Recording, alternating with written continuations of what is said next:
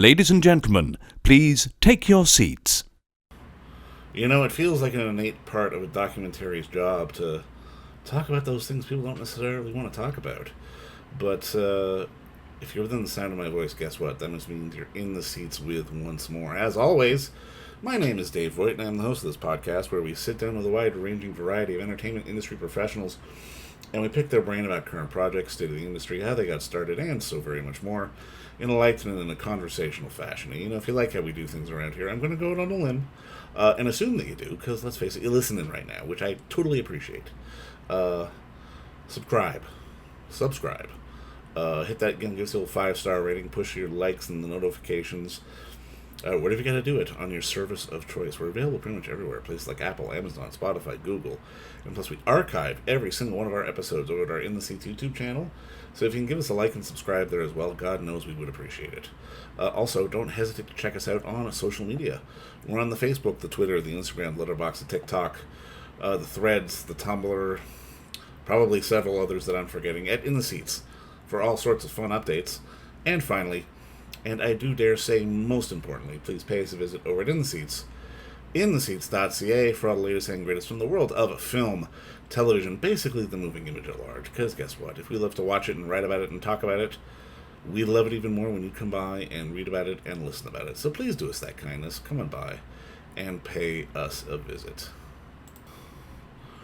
With a movie that's dipping into cyberspace in the world of WikiLeaks and Julian Assange and all that other interesting stuff, we a friend of the show and Canadian stalwart, the one and only director Jamie Kastner, has another film for us, and it's called Nobody Wants to Talk About Jacob Appelbaum. And in case you don't know who Jacob Appelbaum is, the best way to describe it is he was probably the right-hand man for the one and only Julian Assange. And this film really takes takes a deep dive into the psychology, the sometimes insane, the often hilarious subworlds that these characters exist in. It's a little funny, it's a little lascivious, it's a little dirty, it's more than a little dirty, and it's just odd. And it's one of those things where you don't necessarily know a lot about it. You kind of heard his name, but then when you get more and more into it, the more you really get to see this really intensely dirty underbelly that is happening in these hacker communities. And it's just strange, but it was so compelling to watch. And as always, Kastner does a great job with this. And I mean, we had the unique pleasure of sitting down with the one and only Jamie Kastner to talk about why nobody wants to talk about Jacob Appelbaum,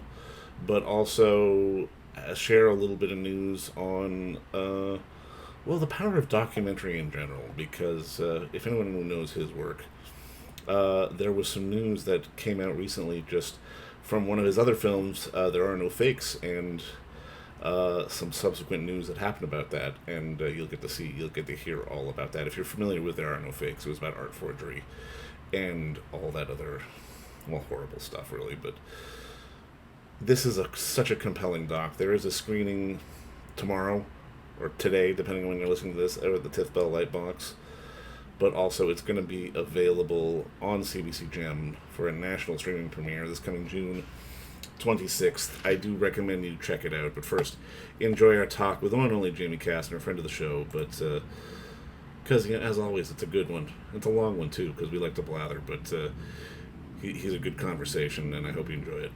All right, well, back on the show once again, the one and only Mr. Jamie Kastner. Jamie, you are literally the hardest working man in documentary show business, as it were, it feels like. But I mean, just thank you again so much for the time today. I really appreciate this. Oh, thank you for having me, David. Great to be Now, I here. mean, while you've got a new film coming out, nobody wants to talk about Jacob Appelbaum, which I'm looking forward to diving into, ironically, since as per the title, no one does want to talk about Jacob Appelbaum. But what I love is that you are a filmmaker who tries to tackle a variety of different topics and really try to sort of get things moving. And I mean, you had some really interesting news come out just yesterday, sort of surrounding the events of one of your previous films. There Are No Fakes, just about sort of art forgery and sort of the Canadian Indigenous world, and just sort of the absolute crazy things that have been going on there. Can you give us a little bit of recap on just how, things have developed, because I love that documentary can actually get results in some way, shape, or form. And this is kind of the end result of that. Well, thank you. Yes, it is pretty thrilling and gratifying and rare, I must say, because you never know with any film. It's a struggle to get these things made, and it's you never know what's going to happen. You never know what's going to happen with the film. So in the case of There Are No Fakes, our 2019 film about what is now recognized in the wake of an investigation that the film inspired, a police investigation. It's now recognized as the largest art fraud in world history. I wish we had had that tagline at the time of pitching. It might have made it a bit easier to sell, but we didn't know. The investigation the film conducted as part of what exposed that. So the what's happened most recently. So about a year and a bit ago, the police, as I say, having initially been inspired by the film to launch this investigation into the art fraud, after a year and a half, last March, announced a bunch of arrests, 8 arrests and charges, 40 charges being laid. The people on the list of arrests read kind of like a cast list of the film. And then in last December, one of the fraud ring leaders, well, then alleged fraud ring leaders, then pled guilty to the fraud. He's also been charged and convicted of more heinous crimes still involving Indigenous youth. That's Gary Lamont, who is currently in prison. And now the kind of man credited as the sort of mastermind of the whole large-scale fraud scheme, a man named David Voss, who I had heard of and tried to reach. And I think as close as anyone actually got, I believe there was a Maclean's journalist whom he told to F off on the phone. That's as close as any journalist has gotten to him. But in any case, we heard many tales of him and contradictory tales, and he had made up all sorts of stuff about there's a contentious tranche of Morisot work at the heart of this. At the time the film came out, it was estimated at 3,000 paintings. Now the estimate has climbed to closer to 6 after the police investigation. And the people defending this species of painting had various origin stories for it. The prime one being that it came from David Voss's father, if memory serves. It has been a couple of years now, who was allegedly a prison guard in Kenora, where Morisot spent 6 months at one point. And allegedly, Morisot cranked out 3,000 paintings. Are we meant to believe? Even, if you believe any element of that, was it 3,000, let alone 6 in 6 months? Now that is one prolific painter. Anyway, like 15, 20 a day. Pardon me? That would have to be like 15 a day or something if he was there for 6 months. That's great. Math fails me. It would be a lot. Yeah. Yeah. I mean, I know he was fast, but presumably had to eat and sleep at some point. So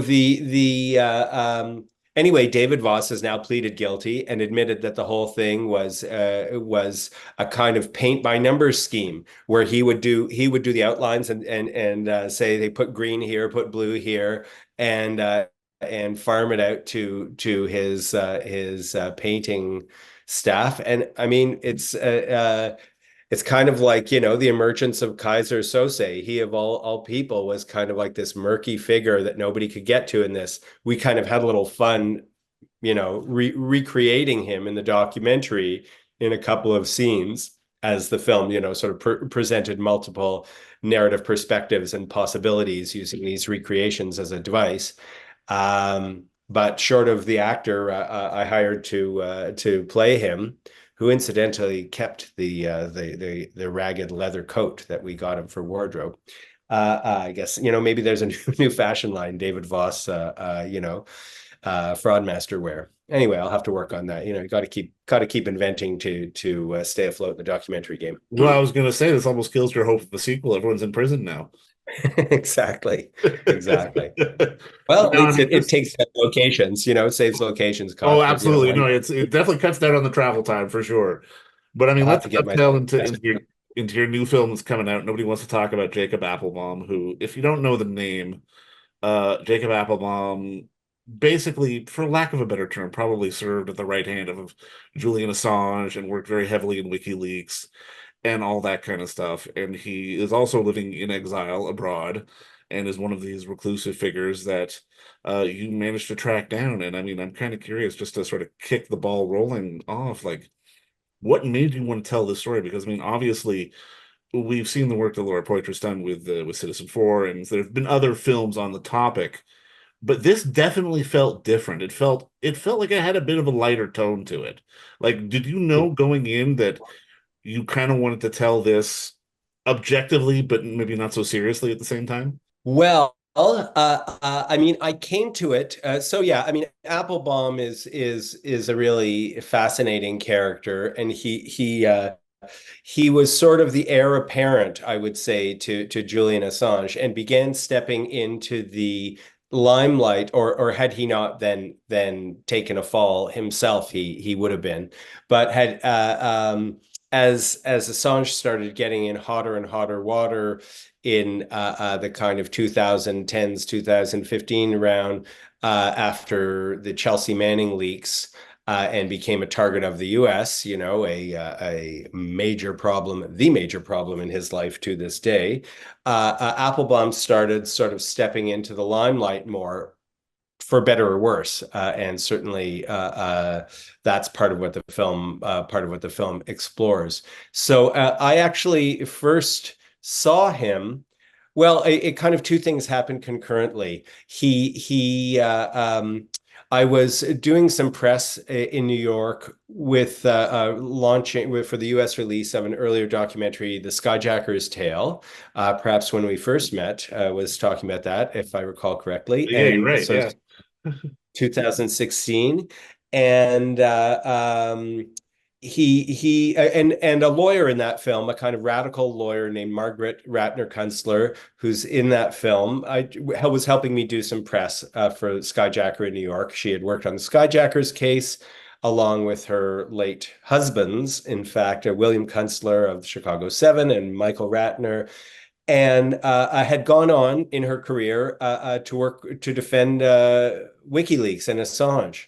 And I asked her what she was up to, as we were going from one interview to the other. And she said, "Oh, I'm defending Jacob Appelbaum. I just got back from London." And the name kind of rang a bell. And around that time, actually, Laura Poitras's next movie came out, the one that a much lesser known film that followed Citizen Four, called Risk. That's it. Yeah. And it's the film I believe she was working on when the Snowden story kind of fell into her lap. It's a WikiLeaks film. She had gotten access to Assange, and WikiLeaks had been filming this. Then Snowden happened. I believe she then focused on that, made Citizen Four. Seems like a good decision. And then this film came out subsequently. And Applebaum is kind of a secondary. Applebaum actually has a bit part in Citizen Four, teaching Occupy protesters how to guard against surveillance. But he is somewhat more present in this film Risk, and he really jumped. Even though he's a secondary character in that film, he really jumped off the screen to me. Assange is portrayed in that film, I think, quite murkily and creepily, or is made to look kind of creepy and murky. And Applebaum, in contrast, comes off as this kind of clear-eyed, articulate, kind of revolutionary energy. And there's one scene in particular, I think it's a piece of stock footage, but anyway, it's of him taking on the heads of the Egyptian telecom industry, whom he's kind of helped hijack, I believe, as part of making the Arab Spring possible, which is one of his, a line on his CV, technologists to enable the Arab Spring, or was a key part of it. So I was very struck by this guy, and then the film kind of. Well, anyway, this is not talk about that film, but I first caught sight of him. He's a bit player in that. I was very intrigued by this guy, and then I gathered that he kind of had a fall from grace in that community shortly thereafter. And I knew the bare bones of this story and knew that he was now in exile in Berlin. I had this contact to him through this lawyer, and so the kind of communication began. And it was a very long, slow, painful road at every stage, to be honest. But getting his trust after what he had been through, and particularly that he felt he had not been dealt with very nicely in this other documentary he had appeared in. There was more beyond the scene I'm telling you, and so he's an extremely bright person, very well. Is he paranoid, or is he paranoid, or are they really out to get him? Is sort of the game of this film, the engine of this film in a way, because he is very cautious and concerned and has been through a lot. And the tone of it, so you did ask a lot of questions. This is why this answer is going on so long. The tone is often the last thing to fall into place for me. This was a very challenging film because I do kind of tackle these heavy subjects. I mean, I tackle a range of subjects, I guess, in different films.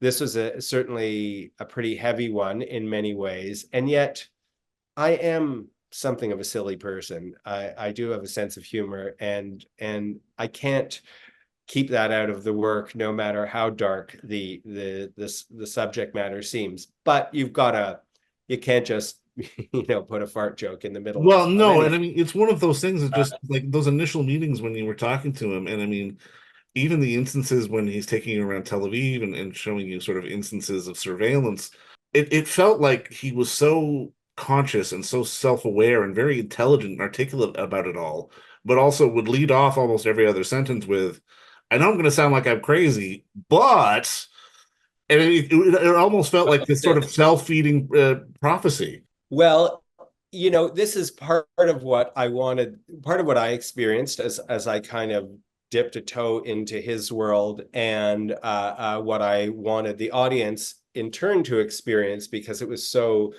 remarkable among, what was one of the many remarkable things about him and his story and the kind of period of history that he lived through, and the rise and fall of a movement that he rose and fall along with, which was all part of the story I wanted to tell. But in any case, I wanted to give the audience the feeling of what it was like to dip their toe into this kind of world of spooks and hackers. Are they activists? Are they intelligence people?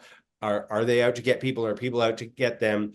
You step into another dimension when I first met him in a restaurant, and it's like he had eyes not only in the back of his head, but like a Google car that's filming. He's aware of everything. People sit down there. Are they potentially surveilling us? These ones sit down here. Okay, we should move over there. Or we've been here long enough, time to go for a walk. And you're just suddenly totally discombobulated by this thing that does initially sound crazy and funny. I mean, in a way, it's like, because if it's not real, it's so silly. But there's enough evidence of what he's been involved with, and obviously that's what we build up, that it's not. It ain't totally in his head, that's for sure. There's been enough. Look at where Julian Assange is today. Well, for sure. I mean, it's just, I mean, at least to me, it's almost the irony of looking for asylum in places like Germany and Israel, where, I mean, I've been to Europe, I've been to Israel. Like, there are there are closed circuit cameras everywhere. Oh yeah. I mean, you can't live off the grid in places like this. No, well, interestingly, Germany, as one example, I guess, seems to be a kind of, it would seem counterintuitive in a certain level, knowing that for what we know of their history. But I guess perhaps precisely because of that, it seems they have become one of the more cautious, more conscious about civil rights and invasions of civil rights and surveillance issues. And they are one of, it's one of the freest places to live, or so he and people with this kind of experience have determined as a result of their dark past. No, I mean, I'm curious, as you were obviously getting more into the topic and talking more with him and people around him, I was struck just by the realities of in this, activist hacking sort of community, there is also seemingly this, I mean, I don't want to say this in a negative context, but almost sort of deviant sexual undercurrent in the culture at the same time. I mean, given some of the accusations with Jacob and also with Assange, and it seems like it's there. And I mean, and I mean, even we almost get to have a laugh about it in the film because it seems like it's the one thing. Oh, I'm not going to talk about that, and then they smile and you have to cut away. Well, I mean, again, when I was sort of reading, doing just the very initial research and reading into this thing and reading about what what had gone on or what the accusations were or so on, just starting to read about this world, like, okay, hacker orgies. I mean, Right. who ever knew such a thing existed, and who knew that people were having orgies again? You're just like thinking, like, what decade do you guys think you're living in? And I'm reading this, it's like in the thick of Me Too, and you're thinking orgies seemed like a good idea. Anyway, so yeah, well, I mean, here's my theory is this: you're dealing with communities of people. I mean, we know how everybody believe, that all the stereotypes of how people behave at conventions and Oh, for sure. conferences. Yeah. So there's that, right? Then you take a kind of segment of society who are like brilliant nerds, and I'm just, totally playing into a stereotype here, no Sure. doubt, but brilliant nerds who have spent their first 2 decades in their parents' basement, understanding exactly the fine points of difference between, Linux, GNU Linux, and they know what a non-baked Raspberry Pi is, and various other things I never thought I'd have to learn for a documentary. And they're mastering all this stuff, and then suddenly they're going to these conferences, and it's like woohoo, so I think there's that, and I guess these are sort of it's a community of people who are interested in pushing the boundaries and trying alternative lifestyles. I mean, it's sort of this mishmash of political, social, free love, free living kind of ideology slash experimentation. There's drugs involved. It suddenly sounds like, yeah, this is all happening kind of how many decades ago was Woodstock? 5 decades too late Right. here. But there it is. And I do think I of course had seen Citizen 4 and other films that have been made in this world. Not that there's that many in the mainstream Yeah. but I had not seen anything that really gives a sense of this community. It's often like the lone guy, the Snowden, the Assange, the whatever, but you realize there was a whole community from which they sprung, and a whole kind of ecosystem and politics and counter politics, and these would-be revolutionaries and would-be spies who what after all else do you do with this particular knowledge? Either you get a job with Google, or it's kind of one of those routes that people go with that skill set. And there they all are at these conferences, which become the hubs of this community, and it makes for some rather strange bedfellows in every sense of the word. Well, and I mean, it almost feels like in many ways, this is a subculture born of technology who almost doesn't want to have anything to do with technology. Or they're very enthusiastic when they get away from technology. I'm kind of curious because obviously, as you're putting this together, I can imagine you're having to thread the needle between sort of these moments that audiences will kind of know and expect versus these moments that will have people sort of jaws on the floor going, "Holy shit, they're doing that, or that's going on, or this is happening." How did you manage to sort of thread the needle to make this something that was both informative but also, I guess, eye-opening is probably the best way to put it. Well, I mean, I first of all, advice to any young documentary maker after, don't go into documentaries, go to medical school, like your mother said, uh, would be, get a great editor. And this is now the fourth is it fourth, fifth? I've actually lost track. Or no, we have one more coming out soon, actually, with that I've made in collaboration with Michael Hannon, wonderful editor, and so we, it's really in the editing that these things are made. Of course, you have to get the access and you have to get this stuff in the field. But it comes down to trying to find a way. It's the long road. We work together on There Are No Fakes.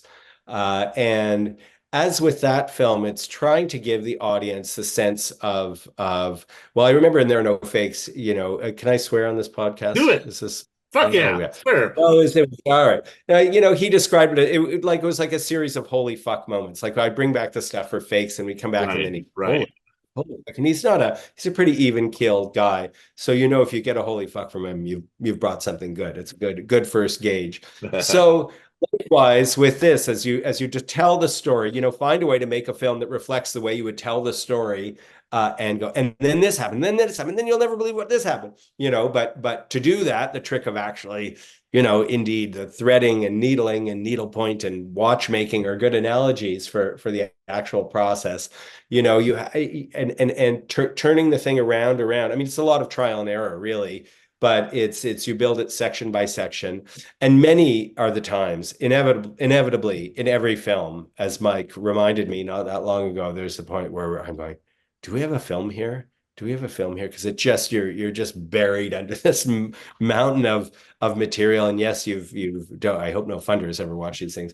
You've promised everything and you've gotten the funding and you're doing it and you've convinced the person, and then you're like, then the fear of the blank page really occurs once you get to editing. But we we build it section by section. We go for it. There's certain journalistic ABCs. Okay.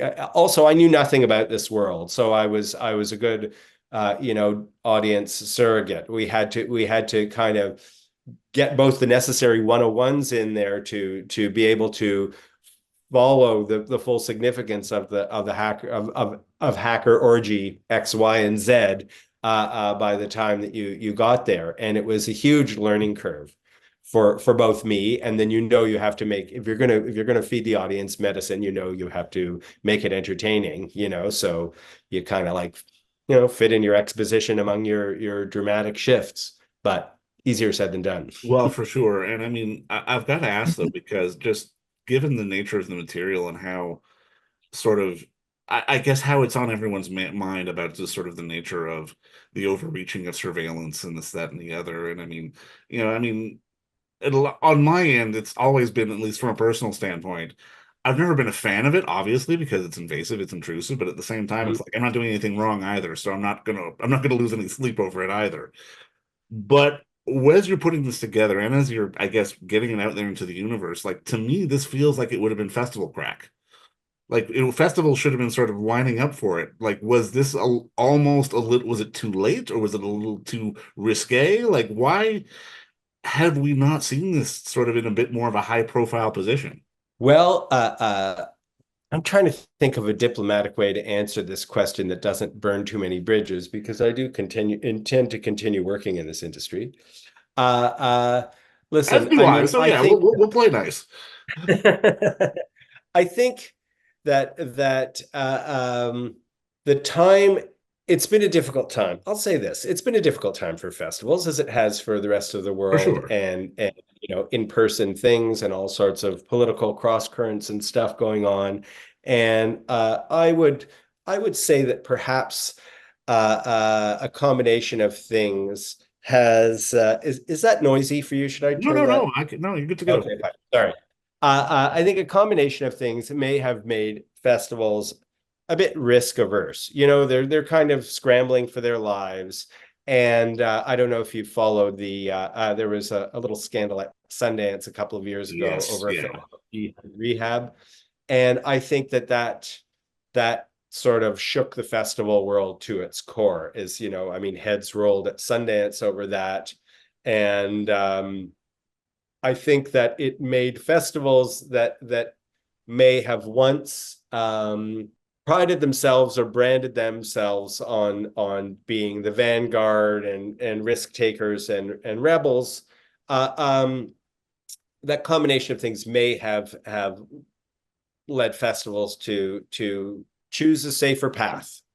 And my sense is that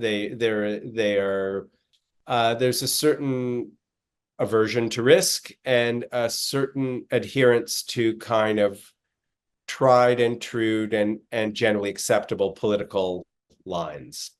And that's well, there. So much for the diplomatic route. No, but I mean that's a fair answer though, because I mean it really does feel like, I mean, I have received a lot of really nice notes from a lot of really big festivals about this film that have essentially said, this is an extremely strong, put your nice adjective in here, strong, important, blah, blah, blah film. Notes that are so positive that you expect them to end with a yes, but instead they end with some variation of, what the most honest among them, I think, say is the committee is just too scared of this. And I think I understand they have to, they have to eat too. They have to worry about, festivals are under siege, as we know in Toronto. It's merely one example at the moment, from every perspective. This film was supposed to premiere at the Hot Dog Cinema. The cinema was closed the day before it was supposed to premiere there. It's going to play at the TIFF Lightbox now. Oh, fantastic.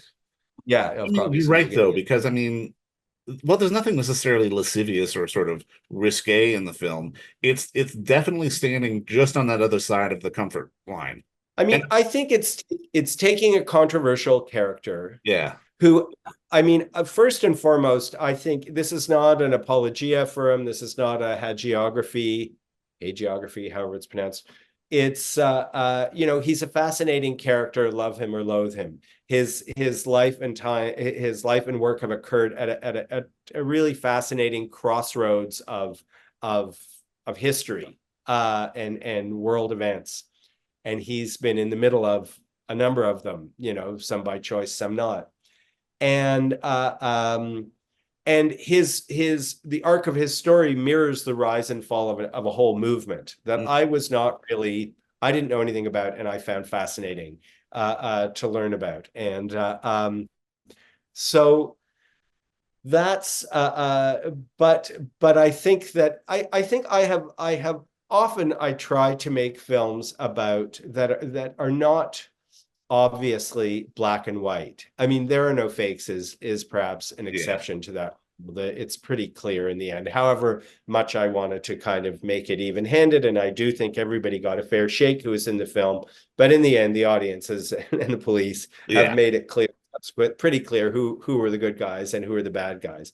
But other films I've made, like The Skyjacker's Tale, this guy, that guy, Ali was the protagonist of that film, is an anti-hero, to say the least. Some people absolutely despise him. I let both sides have a voice. And I tried to do that in this film too, except, let's say as the title reveals, the title tells you what happened, and then, hopefully the audience will be inspired to ask, why does nobody want to talk about Jacob Appelbaum? And in the end, what does that say about them, let alone him? Now, I mean, just to put a bow on this, at the end of the day, where do you think Jacob's story fits in this grander narrative? Which, I mean, like you've said, this is one big shade of gray that is constantly fluctuating. Like, this story is not over by any stretch of the imagination. No, on the contrary. I mean, he struck me as a character, speaking of shades of gray, he felt like a character out of Le Carré, whose work I've always loved. And it was like he's in the cold. You're meeting some, and he's stuck in the cold. And it's kind of it was that fascination with that, apart from anything else that kind of intrigued me from the get-go. His fate is certainly tied to Julian Assange's to in many ways, and there have been many interesting parallels to their trajectories. And of course, Assange is a hair's breadth away from extradition to the U.S., where he'll faces these arcane and incredibly punitive espionage charges and life in prison or worse. The UK courts have yet to be convinced that the Americans won't execute him, which is why I think why they've managed to hold off the extradition this far. But that isn't over yet. Of course, he's Assange's the notion of pardoning him crops up now in the latest presidential pre-campaigning campaigns. Of course, yeah. And after each of those parties did their darndest to bury him as deeply as they could, it's the charges against him started under Obama, and Trump sicked his bulldog CIA director Mike Pompeo to threaten al-Qaeda-sized retribution against Assange and WikiLeaks, and now suddenly they're talking pardon when that sounds like it could be good election bait. I seriously doubt a pardon will happen, but if it does, that doesn't, other people in and around Assange have been named and threatened in these indictments against him, including Applebaum, who is identified as WLA3, WikiLeaks Associate 3, in the current indictments against Assange. And if my understanding of the legality of it is that even if on the off chance Assange does get pardoned, that'll do nothing to help the rest of them. And once Assange is out of the way, the dragnet will then close on these other characters like Applebaum. So this is why he's desperately trying to seek asylum even in unlikely places, perhaps unlikely seeming places like Germany and Israel. It feels like the creative payoff for you as a story nerd, as a creative person, is the fact that you did basically get to interview a character out of Tinker Tailor. Thank you. Thank you. It was fascinating. It certainly has been challenging at every stage, but hopefully it's worth it, and I'm delighted people will finally get to see it. Well, Jamie, I cannot wait for people to see it in theaters in the next coming weeks, and I know it's coming to CBC Gem, but I mean, brother, thanks for the work, and I mean, just thanks for the time today, as always. I mean, this is the fourth or fifth time, or God knows how many times we've talked, but you've always been a pleasure, and just again, I'm happy to support any way I can. Again, just thank you for the work, and thank you for the time today. Thank you, David. Always a pleasure, and thank you for your support. Much appreciated. And don't forget to visit our friends over at Bay Street Video for all your DVD, Blu-ray rental, or purchasing needs this summer, as they are still open for curbside and some mailing delivery as well. Over at 1172 Bay Street, Toronto, Ontario, Canada, you can give them a call at 416-964-9088. That's 416-964-9088. Or send them an email at baystreetvideoto@gmail.com for any of your DVD and Blu-ray needs.